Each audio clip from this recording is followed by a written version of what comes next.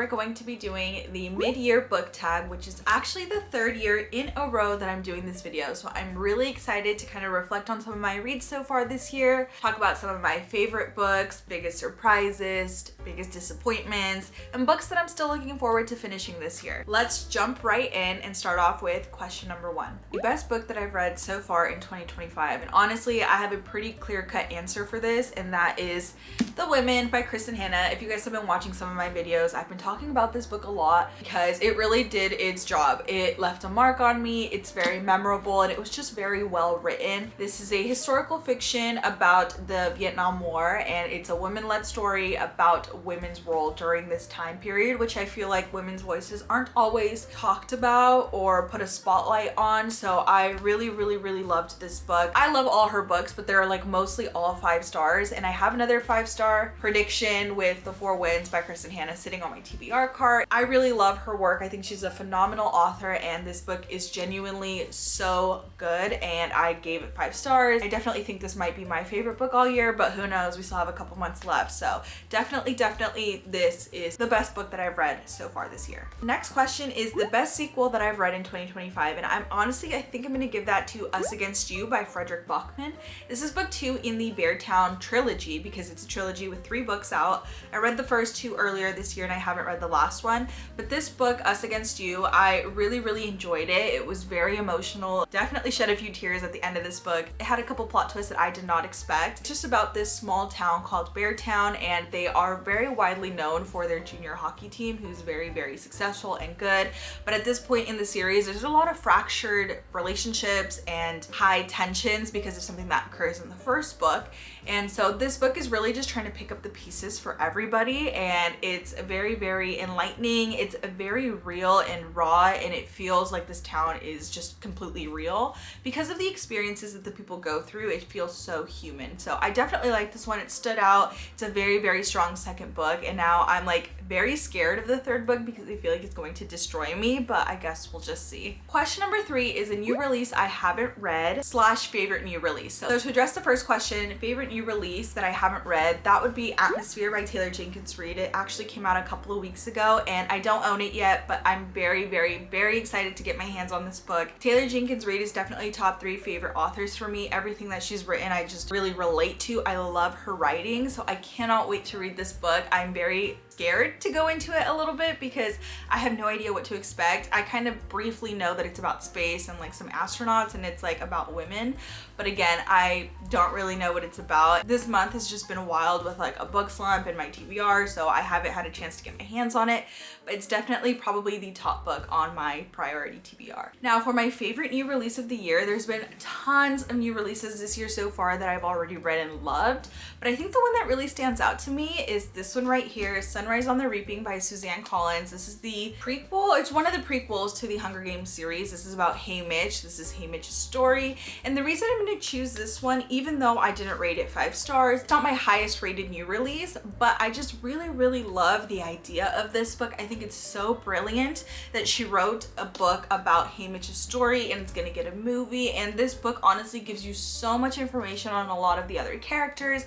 It gives us a lot of background information that's really important. Overall, it's a very sad book, but it's a very important book, and I really love that Suzanne Collins decided to write this book and put it out this year, and I think it spoke volumes. So for those reasons, I feel like this is my favorite new release because it's the most unique and it's just so interesting, and I love that she wrote this book, and I love that I got to read it already, and I definitely loved it, and I cannot wait for the movie. Next question is my most anticipated new release for later on in the year, and honestly I had to really rack like Goodreads and just online articles to find any other new releases that I was excited for, because like I mentioned, there's already been so many new releases that have come out at the beginning of this year, and I've honestly done a really good job of reading most of them, or reading the ones that I'm interested in at least, and so it was really hard for me to find one, and honestly the one that I picked next time will be Our Turn. I actually have this on NetGalley. I requested it and I got an ARC, so I'm definitely going to be reading it. It comes out in November. I think November 11th is the publishing date, so it comes out in a couple months. It's about a grandmother telling her Chinese American granddaughter share her like love story. And I think it's just like an LGBTQ plus romance, and I don't know, something about the cover is so beautiful. And then I read the synopsis and I was hooked. So I'm looking forward to this book. That's all I really know about it, but I'll probably be reading it in the next few months. But this is the one I think that I'm going to choose for the one that I'm most excited to read later this year. Next question is my biggest disappointment, and obviously that's a very sad question, but I think I know the answer to that, and that is Daydream by Hannah Grace.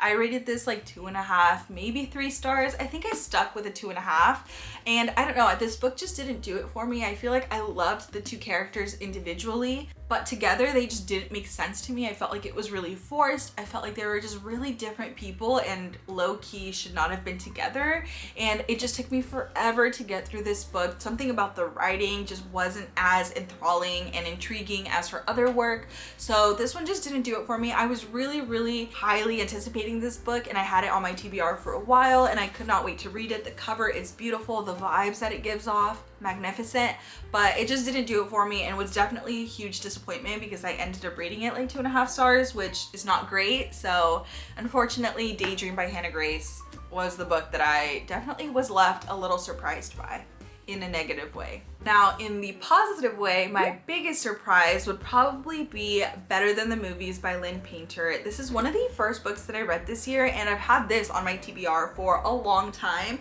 And this is a YA romance. YA romances are kind of scary for me because I don't know what to expect, and I didn't know what to expect going into this one, but I picked it for one of my TBRs. So I read it and I rated it like 4.5 stars, almost 5 stars. I loved it. I loved our main characters. I loved the problems that they faced. I loved that they were still in high school, but it wasn't cringy. It felt more nostalgic for me. I love the premise of this book. Every chapter begins with like a quote from a famous rom-com, which I think is so cute, and it just made it stand out to me. The male main character, Wes, he's very memorable. He's such a green flag. I just love this book, and it really surprised me. So I definitely recommend this book, and I cannot wait to read the sequel, which I have it pre-ordered because I think it's a special edition, so I'm waiting for that to come in. But other than that, I'm definitely going to be checking out more of Lynn Painter's books because this one did its job. Question number 7 is favorite new author, and I think I'm gonna have to give it to Stephanie Garber. I absolutely love everything she's written that I've read so far. So she is the author of the Caraval trilogy, and so far I've read the first book, second book, which is this one, Legendary, and I'm still waiting to read Finale, which is the third and last book in that trilogy, and then I cannot wait to jump into her other fantasy series. She is a fantasy author that I discovered earlier this year, and I have loved everything she's written so far. Like I mentioned, I think I just primarily love her writing. It is super descriptive, but also has like a tinge of magical into it. So I don't know, something about her writing just scratches an itch in my brain, and I love her for it. So I think she's definitely one of my new authors that I cannot wait to read everything that she writes. You know what, now that I think about it, I think she might have a release like this year. I'll have to look into that and add it to my TBR. And then part of this question is also a new debut author, so an author that has never written anything besides the one book that she put out as her debut, if that makes any sense. And I really tried to look through everything I've read this year so far, and I think there's only been one debut author that I've read, and that is Katie Fagan, I think that's how you say her name, but she is the author of The 3 Lives of Kate K, and this was a Reese's Book Club book from like January or something like that. I definitely read it earlier on in the year, and I actually really liked this book. It left me very, I don't know what the right word is. It was very thought-provoking, and I really liked some of the quotes in this book. It was just a very interesting book. I really enjoyed it. I rated it, I think, 4 stars, and I would recommend it. So I really liked it. It stood out to me. I don't know if I would genuinely like search this author out and read other books from her, but I loved this book and it did stand out to me. But again, I've only read this one debut author this year so far, so I guess that's a goal for later on in the year, is to read some more debut authors, because I've loved some of my favorite books have been from debut authors. Question number 8 is favorite new character, and that's actually going to be a character from Legendary, and that is Dante. I just love him. He is the male main character in this book, but he's very mysterious, extremely flirty, and just overall very lovable but very charming as well. And he's also a character that there's a lot to him, and I don't want to go into it in fear of spoiling anything, anything for you guys, but I will just leave it at that he's a character that I just have genuinely fallen in love with because our female main character fell in love with him, and I can see why. He's just so interesting, and I cannot wait to read more about him in the third and final book in this trilogy. Question number 9 is a book that made you cry. I think I already mentioned it, but this book had me bawling. The last 20% of it was just extremely emotional. Honestly, the entire book is really, really good, and there's some parts in it that will probably make you emotional throughout, but the last 10%, it's like a gut punch in the most heart-wrenching but heartwarming way. So I'm gonna say that and be sort of ominous because I don't want to spoil anything for you guys. This book is phenomenal, but I think also one of the last lines in the book, it's just beautiful. Yeah, I literally have chills because this book really did do a number on me. After I finished it, I had to dissociate for 2 hours and just lay in bed because I did not know what to do with my life. I didn't know if I wanted to pick up another book, if I wanted to turn on TV, if I wanted to scroll on my phone. I was just so devastated that this was over. So this one, long story short, The Women by Kristen Hanna. A book that made you happy, and I'm gonna choose 2 actually for 2 different reasons. One of them is Fearless by Lauren Roberts. This is the final book, the final full book in this Powerless series, because there are a couple novellas still waiting to be published. But this book is 600 pages, and I read this in a day or 2 maybe, and it has really small font too. So I'm gonna pick this because it definitely made me happy. If I was able to finish this that fast, I'm gonna just leave it at that. That's a really good sign that a book is, you're vibing with a book and it's making you happy.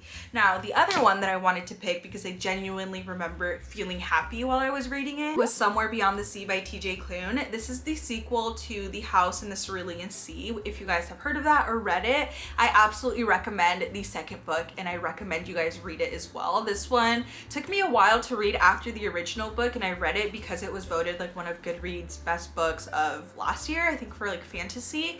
So I read it and it was just so good. It was so heartwarming. It's about an orphanage of magical creatures, and the magical creatures are kids or adolescents. So you can really see the innocence seep through the words and actions of this book. I also listened to it half on audiobook, and the audiobook narrator is extremely animated, and he makes different voices for all of the kids, and it was just really funny and cute, and I remember just laughing but being happy. It's a very feel-good type of book, so I absolutely recommend it if you guys have read House in the Cerulean Sea. Next question is the most beautiful book that you've bought, and I'm trying to look around, and there's one that's cover really just is beautiful, and that would be The Conditions of Will by Jessa Hastings. I picked this up about a month or 2 ago, I think in April, and just look at this cover. It's beautiful. I did read it and I loved the book. The book is actually amazing too, so I do recommend it.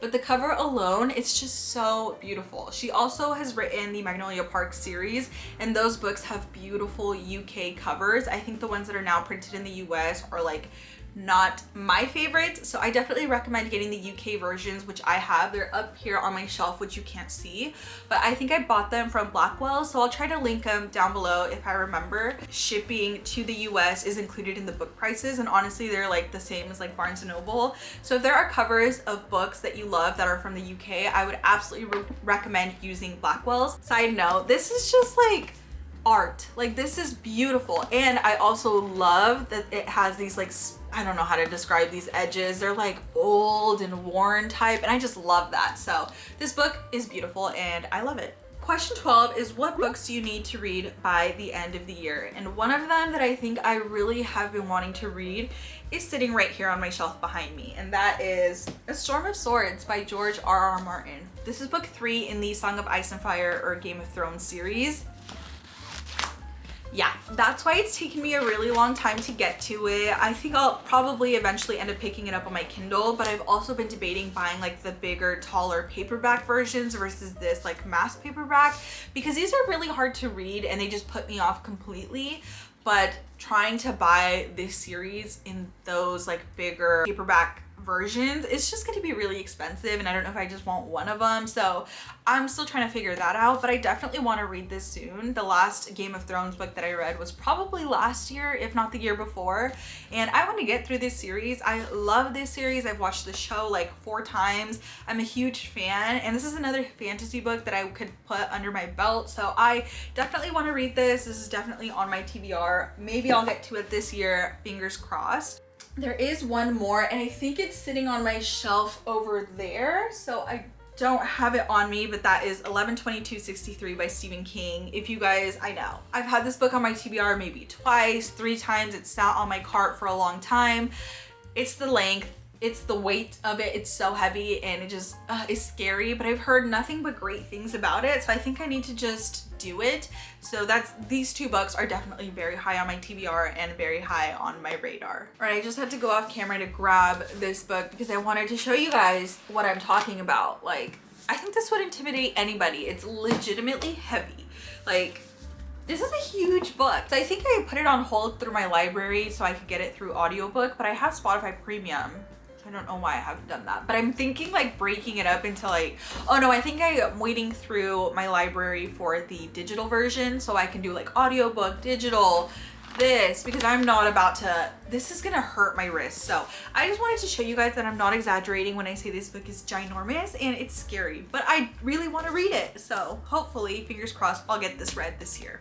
Okay, and then I think we have time for some cute little additional questions that aren't typically a part of like the traditional book tag, but we have one that says favorite quote of the year so far. And this quote I grabbed from Us Against You, from the 2nd book in the Frederick Bachman Beartown trilogy, and that would be, "But if you ask a difficult enough question, there will always be a receptive audience for the simplest answer." I just thought that spoke to me. Like, I really love how he worded that, and it makes sense to me. It just literally was like a light bulb going off in my head, because sometimes I'm like, how do people not understand some things? Or obviously we think differently, but it just explains so much that sometimes people want a simple answer and they look for the simple answer, and it enlightened me, honestly. And there was also another one that I took a picture of, because this is what I'm talking about when I say Stephanie Garber is one of my new favorite authors, because this is what she wrote in Caraval, the first book in this trilogy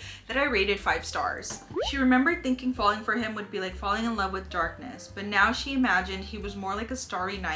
The constellations were always there, constant, magnificent guides against the ever-present black. Like, what?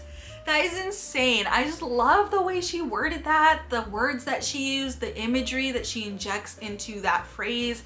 I'm obsessed. I love her writing. So imagine that, but in a whole book full of like magical, beautiful setting, fantasy, like 10 stars. Next question is book you can't stop recommending. So let me grab those 2 real quick. Okay, these 2 books also read in January, but I love these books. I've also talked about these 2 books multiple times here on my channel. This was a 5-star read for me. This book lives rent-free in my head. This is Blue Sisters. It's about sisterhood, 3 sisters who are trying to navigate the death of their 4th sister. So I really, really like that. 3 different POVs, very interesting. And this is the favorites. This is about 2 Olympic figure skating hopefuls, and they have a very toxic relationship with each other. It's like obsession vibes, but it's also very, very chaotic. Read this in 2 days. I loved every second of this. So I definitely loved these 2, and I cannot stop recommending them to anyone and everyone. Let's do one more question. A genre you've read more or less of this year. And I definitely think the answer to that would be fantasy, which I'm really happy, because I feel like I've made it a goal of mine to read more fantasy books recently, and definitely have kind of achieved that goal through reading like Caraval, like I was talking about. I read The Poppy War, which is also a fantasy book. What else have I read? Oh, the Powerless whole series, I read that. So I really, really am liking that genre, and I definitely think I'm gonna read more going forward. But I am a little scared because I feel like a lot of fantasy books, or I feel like fantasy in general, gets this rep that a lot of the books are very similar in terms of like tropes and the plot.